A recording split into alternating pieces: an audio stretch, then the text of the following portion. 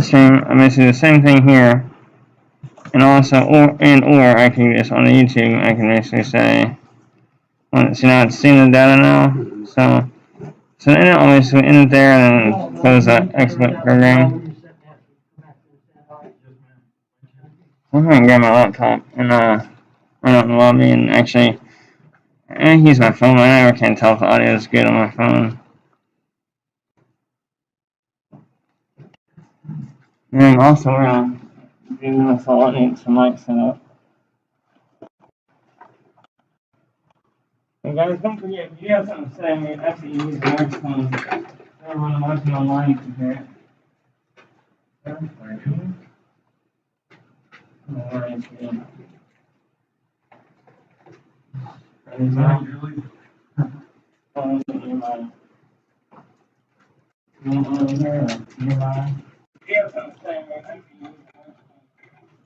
I'm sure Jerry's got something to say. Yeah.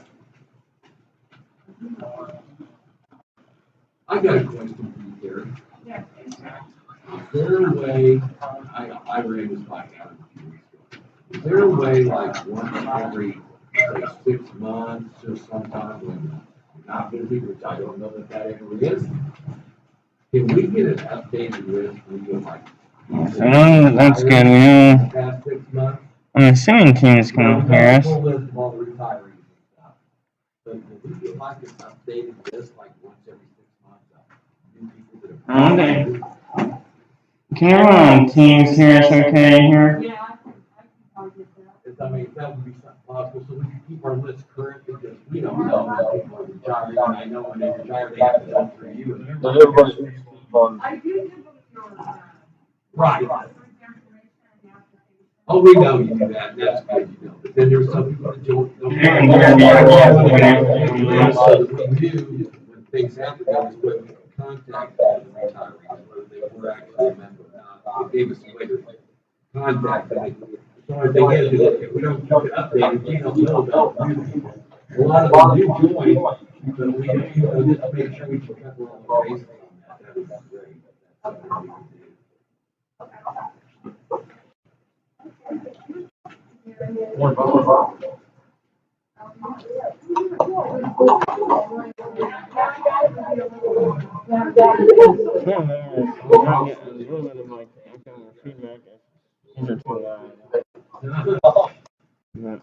Did anybody hear you? I don't know. Mike asked too, and nobody said anything. December, you know? I mean, Chris was always good about making sure I got notified of what it was, you know, he would send me that, whatever. Now that he's gone, I'm not sure how that's all gonna work. yeah. So, my question today about making sure time will have this around.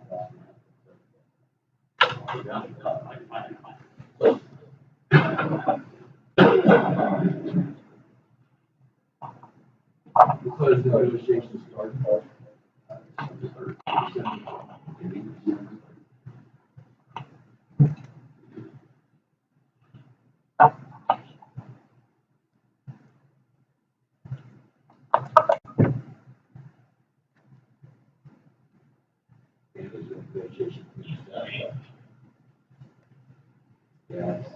Good to go? I'm not on top now. I'm not sure if anybody out there can hear us. Yeah, that's alright. Just to verify. I mean, so you see you're hearing on YouTube, right? So that means that this dongle's working.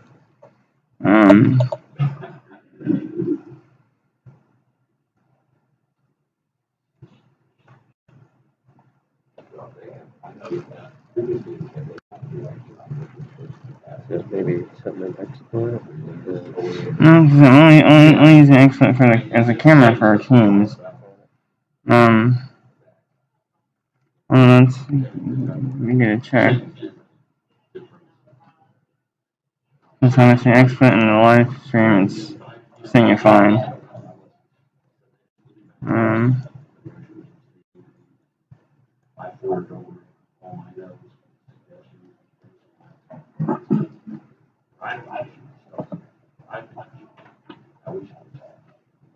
more time if they can hear you through your microphone?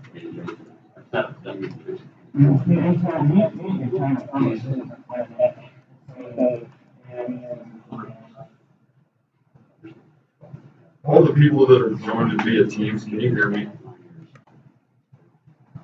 Yeah. Thank you. Yes. Cool. Thanks, Mike. Okay, that sounds good. We're good on YouTube. I'm gonna check this.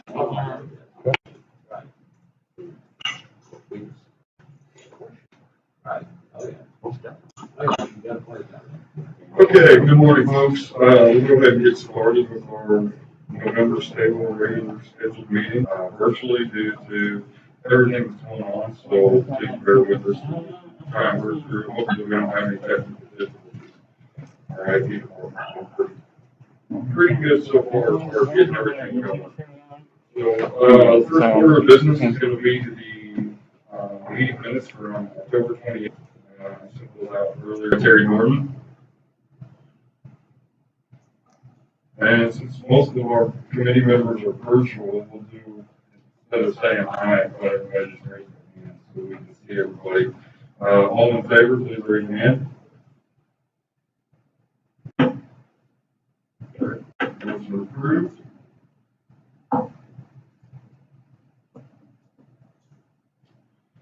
Next order of business will be the finance statement. Kimberly Franks emailed me, she emailed us out and let us know that she would not be in town. She's off this week, so she went ahead and sent out the report. I'll present it, and if we have any questions, let me know. I will get those emails to her and get back to the committee as soon as possible. According to her financial report for the month of October, the OAP1 plan had a net loss of a little over $804,000. And OAP2 plan had a net loss of $47,000, almost $48,000 for the month. For the fourth month of the fiscal year, the fund is experiencing a loss of about a little over $852,000, with an unrestricted net assets balance of $1,369,285. So I don't think there were any refunds or rebates this month. She did make note that there's a miscellaneous income for the month for some Cigna refunds, but it doesn't sound like it was very much. And then the other ones there were some miscellaneous expenses for events, meetings, office supplies and stuff that were associated with open enrollment packets.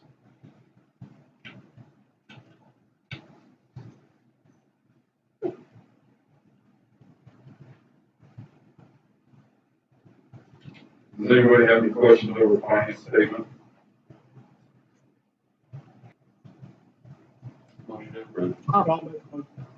Okay, Terry Norman makes a motion to approve, Second. seconded by Mike Labor. All in favor, please raise your hand. Motion's approved. Okay, Cigna, I believe it's all Lisa Phillips just joined in. Good morning, Lisa. Good morning, everyone.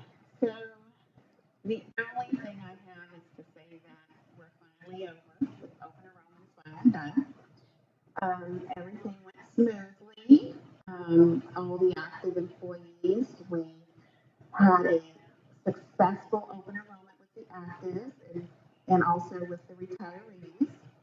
Right now, we're just basically gathering all the information so we can send the information over to the Cigna eligibility team. So everyone should get their ID cards before January 1. So that's all I have. Okay, thank you, Lisa. You're welcome. Mike, do you want me to report the COVID stuff? Yes, ma'am, that'd be wonderful. Okay, so, as of year-to-date, as of October, there have been 578, individuals tested, 44 diagnosed. And, that compares to last month where we had a little over 400 tested, 29 diagnosed. And the total, again, this is COVID, claims that come in coded as COVID claims. 73,000, where it was 49,000 year-to-date last month. And then I wanted to just add one other thing related to what Lisa said. So just a reminder to everybody, the actives and the pre-65s will be getting new ID cards. And so if you all have opportunity just to reinforce why that's important, that would be great because it's related to pharmacy. We have new numbers that are on those cards. And so when people go to fill a script January 1 at the pharmacy, they need to provide that new ID card. Otherwise, they're going to get the pharmacist. We're also doing a number of different mailings to people also, just to make sure that everybody is aware and why it's important to pay attention to that ID card. The post-65, the Medicare eligible return cards unless they change coverage levels. So just if you can help reinforce that, that would be great. We'll make sure to get that passed. Julie? Yes. Julie, it's Jamie. If you're getting mail order from Cigna, there wouldn't be any updating necessary. Is that correct? So what will happen is that there will be some updates that you need to do. So we're going to transfer your prescriptions over to the new claim engine. However, you'll have the opportunity to go in and actually put in your charge card information. And I believe that you're going to have to go through and just kind of check to see if your auto refills are in place. So there will be some activity for you to do. We're trying to make it as easy as possible by transferring those over, but I would again recommend that you go out and take a look just to make sure that everything is the way that you want it to be. So there are going to be some additional bells and whistles with this claim engine upgrade that I think everyone will like. So good question, Jamie. Thank you. Mike, also the benefits for Cigna, so I don't know if you want them to address or let you know what that is now, or would that be under new business? We can actually go ahead and do this under Cigna. Hold on to that, so we can talk about that. Okay. So Julie, do you want to explain the mental health physician office visit change to our P1 plan? Yeah, so one of the things that the city and all employers are required to do is comply with mental health parity. And so part of what Cigna does is that we do a review of that. And when the Hy-Vee clinic benefit was created, the coverage there for office visits is 100%. That the richest benefit has to be reflected on mental health. So we actually, because of mental health parity, Cigna's tool is indicating that the city should make mental health on OAP1 at 100% to ensure parity. The city does have the ability to notify Cigna that you all do not want to administer the plan according to how Cigna is testing under mental health parity, and then we have a process that we can go through to have that reviewed and analyzed and see if we can administer it the way that the city wants.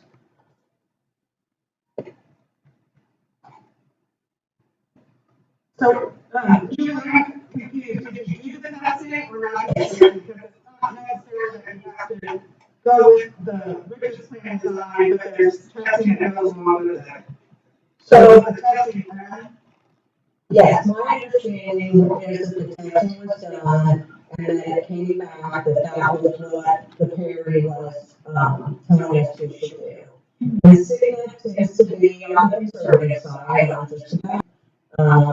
However, I guess my question would be, we don't have any history on the Hy-Vee clinics and matching that copay instead of the Hy-Vee clinics.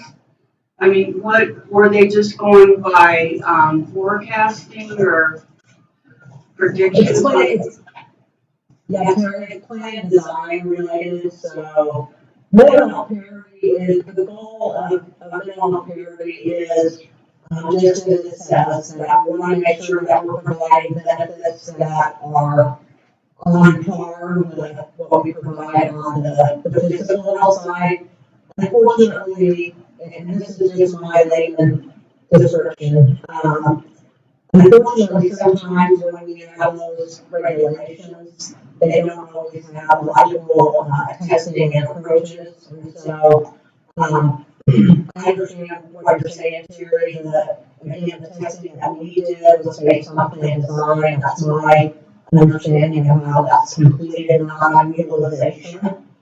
So, it's really designed to make sure that there's parity and lots of benefits. So, the city can decide if they want to let us know that we don't want to administer that way, and then, like I said, there's a process we can go through.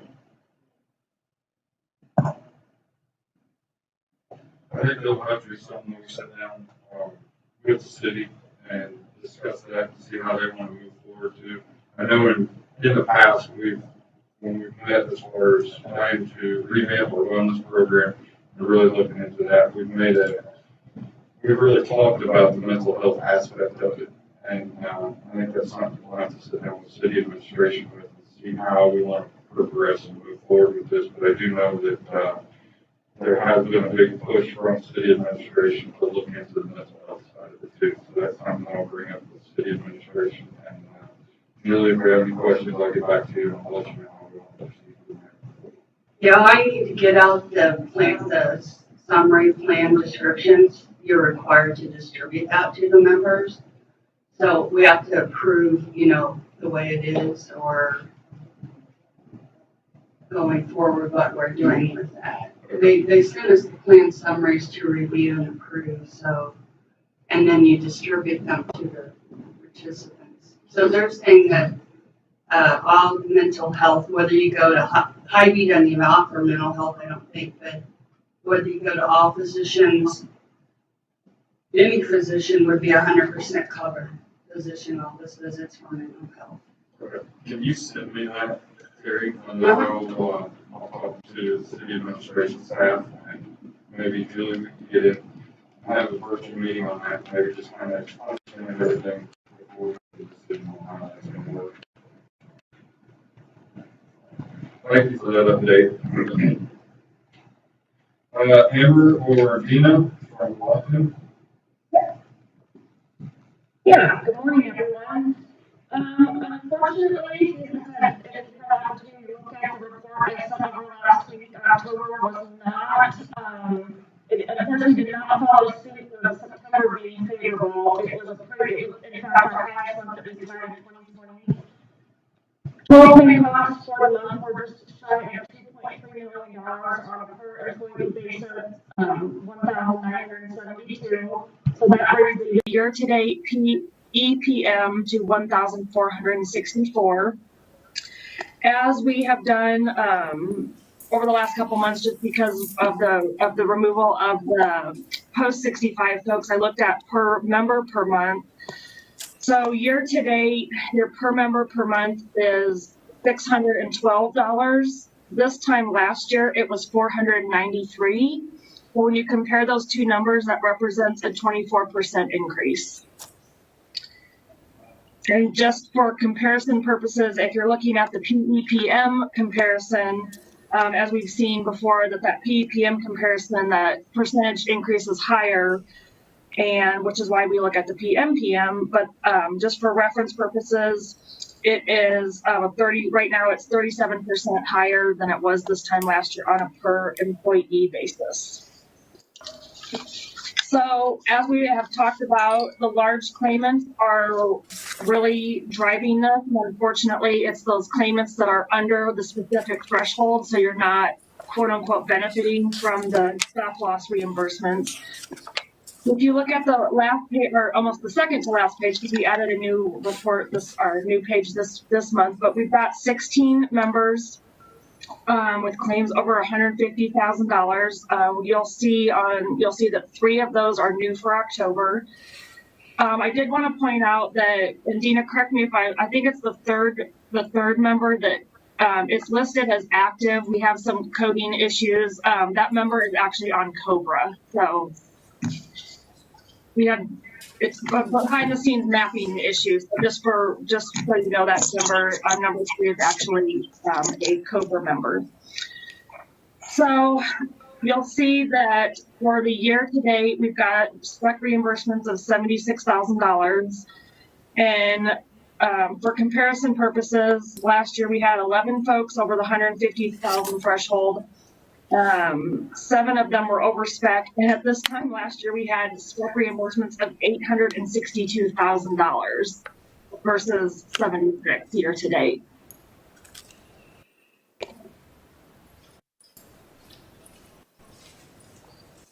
And Mike, you can stop me unless it's okay to move on to the last report or the last page of the report. It's actually 2 pages. But what Dina, so thank you, Dina, for pulling this together. She pulled together claimants at various thresholds, whether they're over 25,000, 50, 100, 150, 200, or 250, and did an historical review of how those numbers are trending. So you can see off to the far right, she's got them combined. She's got them broken up between active and then pre-65, and then both of those are combined. So you can see how those numbers are trending. And I thought that it was interesting. So if you look at, and I know this will take a second to digest, so you might pause, or anyone pause me if I'm going too quickly, because I've reviewed this a number of times. But if you just look at let's say, for instance, the folks under 25,000, if you guys remember in PATH, we sometimes look at, we've got a database or a benchmarking tool that we can say, based on a group of similar size to City of Independence, we would expect X number of people to be over various thresholds. So I ran those figures, and for the 25,000 threshold, over a course of 12 months, we would expect 116 people to be at that threshold. With 10 months of claims, you've got 129 folks. So you can see it goes to show another way to look at it is that those folks are really driving the plan costs.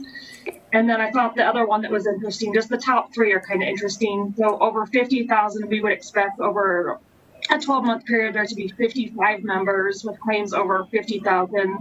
Again, with claims through October, you've got 70 folks, and then at the 100 threshold, you've got 28 folks versus 21 that we would expect over a course of 12 months. So I don't know, hopefully that gives you a little bit of flavor and insight, if you will.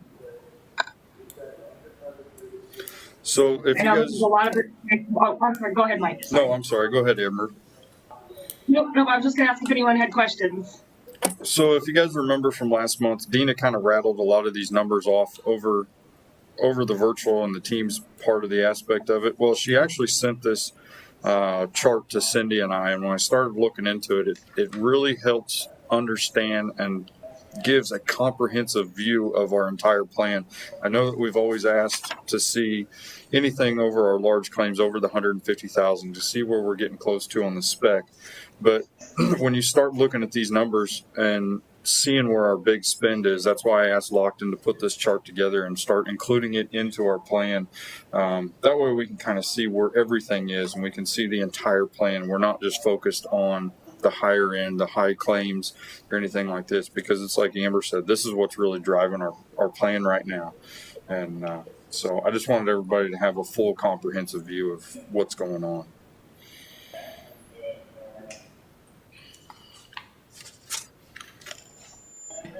Does anybody have any questions for Lockton?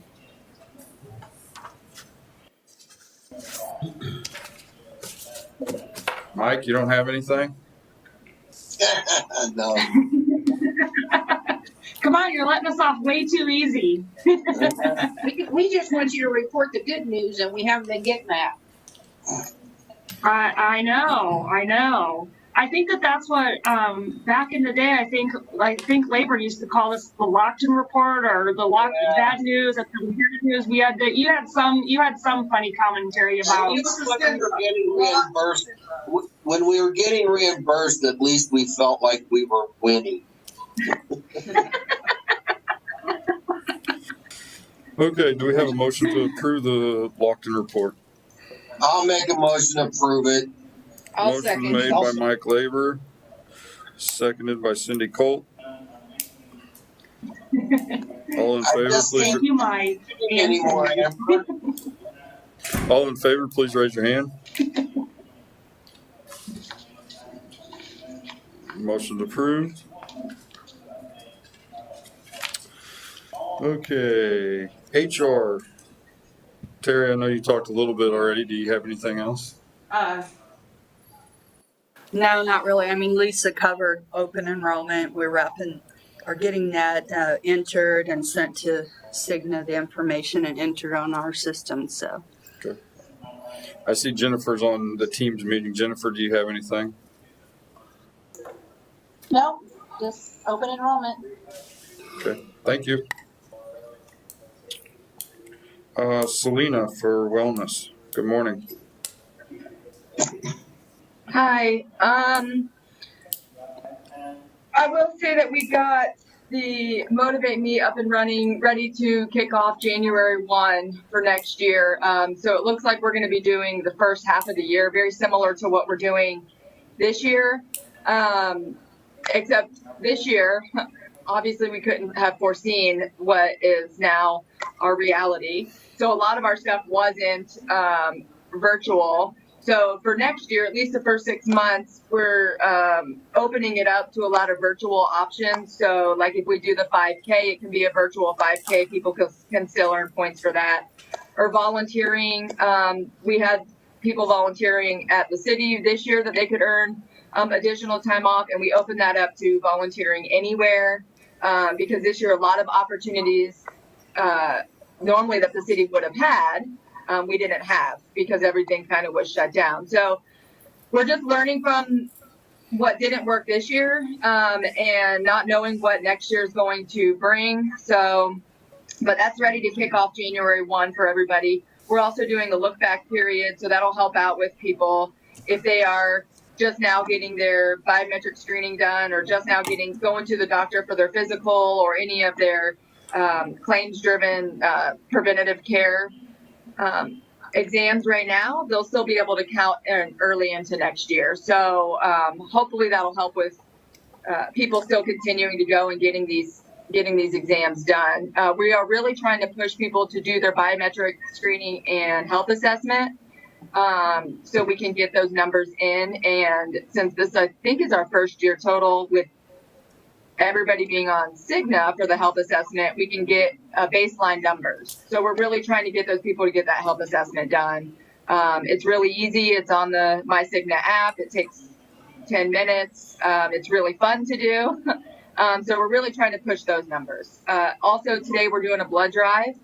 That's actually happening on site. However, I've been working with the coordinator to allow the employees to go off site somewhere else. Maybe if they're not working on site, they can go to the Blue Springs location or a Kansas location and the city can still get credit for that. So I think, again, that's kind of what we'll be going to next year is still promoting blood drives and health and wellness stuff, but allowing more opportunities for people to do them closer to home. So not a whole lot, but that's kind of what we're working on right now.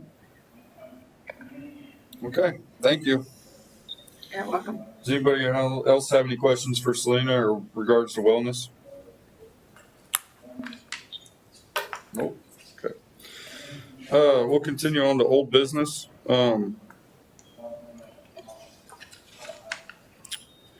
So if you remember at last month's meeting, we had a pretty extensive discussion on plan funding. And Cindy Colt made the motion to increase plan funding by 5%. Cindy and myself had a meeting with the city administration team, and I forwarded back the response to you, to the committee members, of what the city's stance was and how we were going to proceed from here. So for those that don't know, the city is prepared to make an infusion of funds into this plan to try and help offset some of the cost of it.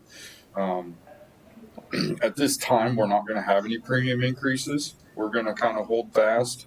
And a lot of it had to do with because a lot of the city employees did not have raises over the last few years. So when if we start increasing premiums and everything like that, then we're cutting into our employees' bottom dollar. And we're trying to avoid doing that. Something that we've been tasked with by the team, though, is to continue to look at our plan long term. And as we progress in the future over these next few months, that we're really going to have to watch the plan. But this committee's been tasked with really looking into our plan and looking at some other options. There are some factors that are playing into there. There was an RFP sent out for the health advisory consultant. So that's something that we're really kind of weighing on, and we're going to wait until that process is complete before we move forward with anything else. So does anybody have any questions or any comments, concerns about any of this that we might be able to answer or talk to city administration about to go from there? Jeff, go ahead. Yeah, Mike, do you know when that process is to be completed? It's my understanding that according to the RFP that if whoever is awarded the contract for the consultant, that is supposed to take place January 1, 2021. It's, like I said, that's what the RFP has stated at this time. So, and that's something that we've looked at. So, Terry. Jennifer, where are we at in that process? Are we getting stuff back? Yes, we're getting a lot of stuff back, and a lot of great questions are coming in. We just answered probably 20 really great questions from a variety of folks that have submitted. So I think it closes, I want to say next week, right before Thanksgiving, and then we'll go from there. But yeah, we're getting some good stuff. Terry. What was how much money did the city say they were going to infuse into the program? That amount hasn't been talked about yet. The motion that we made was for a planned funding increase of 5%. It's something that as this process moves forward, it's kind of a fluid situation. So it's whenever the contract's awarded and whoever our consultant is for our health advisor, that's something that we'll sit down with them and really look at a comprehensive overall plan and what's going to be the best for our plan. So at that time, that amount will be decided. Will this be one-time infusion, or will it be gradual infusions as we need it? That's still something that's up in the air and still up for discussion with city administration. At this time, it sounds like it'll probably just be a one-time infusion. But don't quote me on that. It's something, like I said, the city administration team has also asked us to really look at this plan after the first of the year and see if there's anything else that we can look at and make some changes in our plan as well.